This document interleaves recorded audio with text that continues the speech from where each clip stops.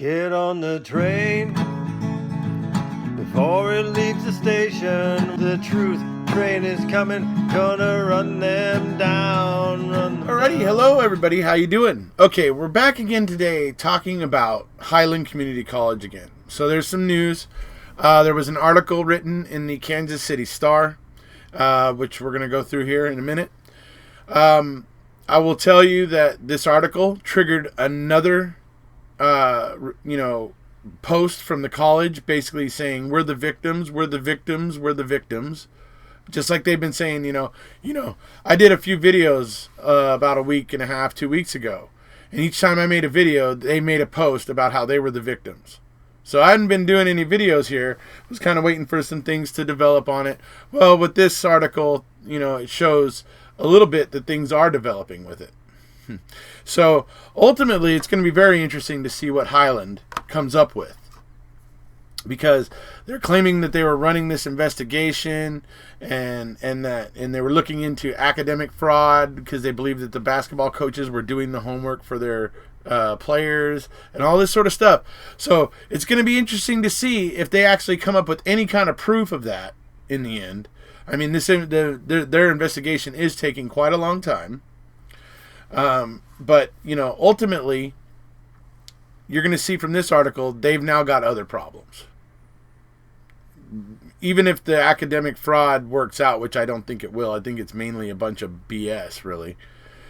But even if that were to work out, they're going to have to deal with other issues. I'm not going to say they have a problem necessarily at this point, but they got other issues on the horizon. And I'm just really think it's amazing watching them continue to claim to be the victims and poor us, pity us.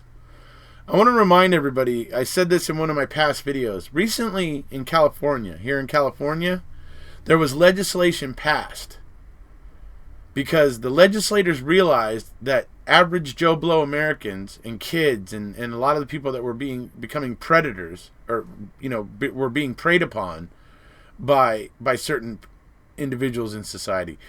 They realized that huge educational institutions and large religious institutions were very powerful and made it very, very difficult for people to bring claims against them. So recently California has, number one, it has extended the amount of time victims have to file a claim, which I think is mainly to allow them from when they were a kid to grow up and decide and mature and realize how wrong that was and everything and all those sort of things, and then they so they still have time to file a claim about it. There's that. But you got to think about it. Legislation had to be made because the legislators realized how powerful these large educational and religious institutions were. So how is Highland going to be any different? And I'm not saying that Highland has committed any kind of sexual deviancy or anything like that, which is the spirit of why the law was created in California. But there are other kinds of corruption, right? There are other kinds of corruption besides sexual deviancy and that sort of stuff, right? So there's other kinds of corruption.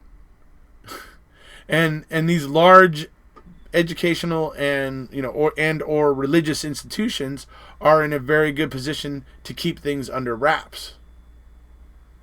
So it's interesting. Obviously, you're going to see in this article that there's some agencies looking to get involved and take a look at this and to start investigating. So that's going to be interesting, obviously, to see where that all pans out. I will remind everybody here, just remember what we saw. Well, we didn't see it, but we heard it in the parents' meeting that I played part of here on my channel. In that parents' meeting, you saw a bunch of parents that had Fox and Durrell just tongue-tied because these parents were well informed and they were pointing out obvious things that Fox and Durrell couldn't answer. For instance, for one thing, there was one of the parents there that he actually was like a referee for college basketball. He actually does that kind of stuff. He's an actual coach and things. And he pointed out that whenever there's an investigation like this, they never fire the coach until the investigation is done, and then they actually find out there is actually something bad going on. then that's when they take action. This was completely kind of unprecedented in the parents' eyes, because they've never seen a college do this, where they, completely sack the entire coaching staff halfway through the season with an undefeated team. It was just, so many things about it were bizarre and everything. And these parents had, Darrell and Fox tongue-tied in that meeting. It's just amazing. And if Fox and Darrell can't even stand up to some parents, how well are they going to do against investigators coming and asking them questions, right? I mean, if you can't even, if you get overwhelmed by the parents of athletes as the head of the college, how are you going to stand up to investigators? So I think this is going to get interesting. Highland's claiming they're innocent, that they haven't done anything wrong, and that we're all just a bunch of jerks that are wrongfully accusing them. Well, I don't necessarily think I'm accusing you, but a lot of people are basically getting to the kind of point here where there's smoke, there's generally fire. And that's what you're dealing with at this point, Highland. So, I mean, you can continue to keep trying to play the victim role, but you might, instead of telling everybody that we don't have all the facts, well, think about why that would be. You're running an investigation and you won't share the facts with anybody. So if people don't have the facts, it's only your fault. You see how that works? So, obviously, you have to finish your investigation. I sure hope it comes up with something, because if your investigation comes up with a big goose egg, I think you guys are in serious trouble. Serious trouble. All right. So let's get to the article so you all can see what I'm talking about a little bit here. All right? Okay, this is an article from the Kansas City Star. No dreadlocks allowed. Coach athlete allege discrimination at this Kansas college. All right. So, allegations of discrimination and racial discord at Highland Community College in Kansas have roiled the school's athletic department, raising questions about how minority student athletes are treated and recruited. B.J. Smith, the women's basketball coach, head coach at the college, recently filed a complaint with the NAACP alleging racial discrimination and alleging that athletic director Brian Darrell told him to recruit players the rural community in northeastern Kansas could relate to.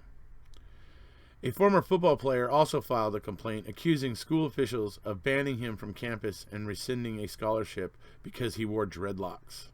The serious allegations and claims of unfair treatment within the school's football and women's basketball programs must be addressed by Darrell, President Deborah Fox, and the college's Board of Trustees.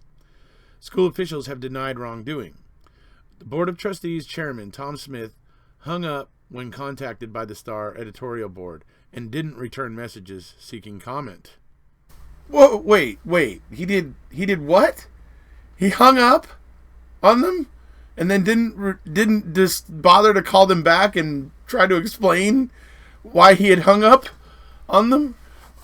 Wow. Yeah, that's not fishy at all. That seems like something that innocent people do all the time. Interesting. They're crying foul, but they're hanging up on reporters and not calling them back. Interesting. Litigation is possible. The ACLU of Kansas is looking into the allegations, as is a local chapter of the NAACP, said Marty Keenan, a Wichita area attorney speaking on the NAACP's behalf. Neither organization would comment on specific claims, but a significant number of them were deemed credible, Keenan said, and remain under investigation. The NAACP has worked to secure private civil rights lawyers for the aggrieved parties, he said. Highland Community College leadership has had little to say about the multiple complaints that raise concerns about a possible pattern of racial discrimination within the athletic department. School officials must respond to the charges directly and ensure no student is treated differently because of their skin color, sex, or even their hairstyle. Athletic department in turmoil. Success on game day has not been an issue at Highland Community College. The football team finished this past season 6-4 and claimed victories over 2 top 10 teams. The women's basketball team finished the 2020 regular season ranked number 13 in the nation with a 21-3 record. But off the field and away from the arena, racially tinged turmoil has taken hold across the athletic department. In December, Highland Community College indefinitely suspended the entire women's basketball staff with pay after concerns of academic fraud were raised. The school and the National Junior College Athletic Association continue to review allegations that coaches completed coursework for their players. The NJCAA does not comment on pending investigations. Head coach B.J. Smith, a white man with Native American ancestry, was reinstated in January. 2 assistants, both African American men, remained sidelined until the team's season ended last week. Smith and his players were prohibited from talking about the suspension, but 2 women's basketball players told the Star editorial board that the allegations were untrue. So why were Smith and staff suspended before the investigation was completed? Smith said he faced scrutiny after his first meeting with Dorrell, who was hired in September. The athletic director soon raised questions about the athletes the 9-year head coach was recruiting, according to a complaint Smith filed with the NAACP. It was very uncomfortable meeting, as after the initial pleasantries he began to tell me that I lacked integrity.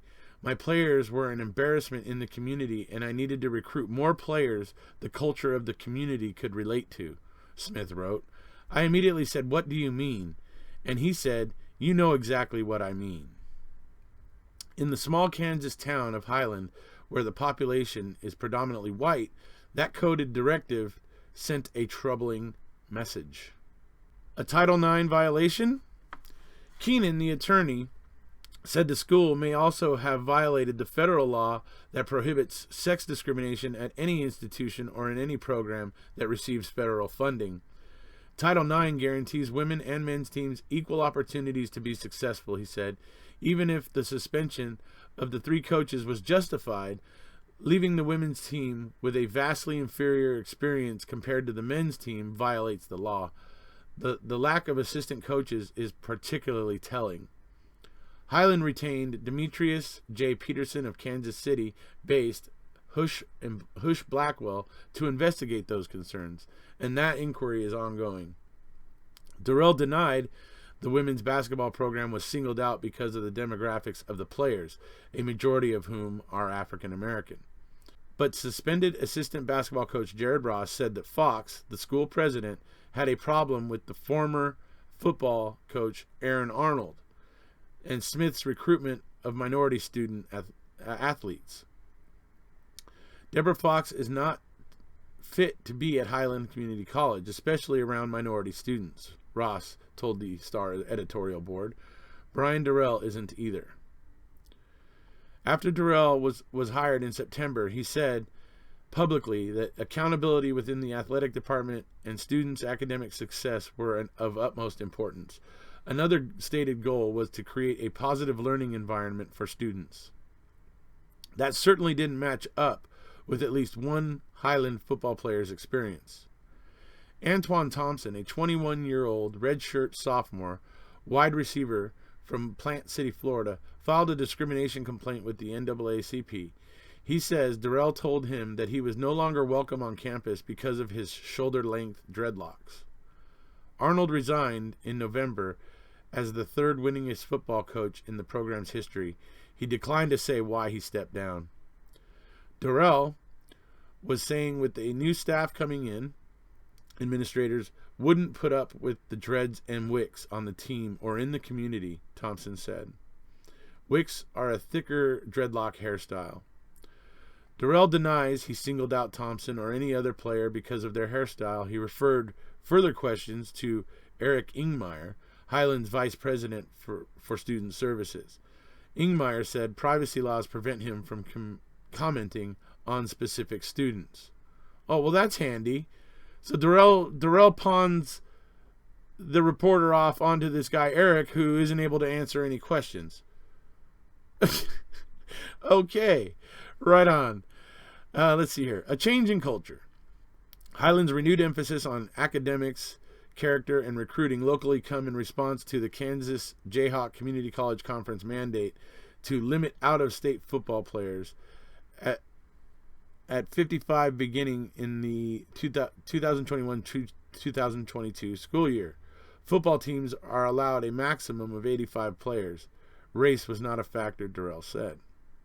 We will take any kid that wants to be here, he said. We want to emphasize the importance of academics. We care about effort in the classroom. While Durrell has publicly said the right things about discipline and academic excellence, the private conversations described by players and coaches point to serious problems within the athletic department. Administrators must put policies and programs in place to ensure that all student athletes are treated fairly and equally to guard against even the appearance of discrimination. Only then can this small community college in northwestern Kansas feel confident that its campus is an inclusive place where all students are welcome. So, I think things are getting pretty serious, obviously. Things are being filed with the NAACP. So there's lawyers, people lawyering up. It tells you, the college lawyering up, everybody, so it's interesting. And we're going to see how this unfolds. But honestly, judging by the reactions from the school and everything, they look like they got something to hide. They look like they're trying to hide something. And so, I'm sure we'll see another post tomorrow where they're playing the victim role because Big Bad Eric Jose was talking bad about him on YouTube because he was reading out that vicious article written, in paper there, right? So, anyways, all right, folks. If you haven't already, please hit subscribe, and we'll see you.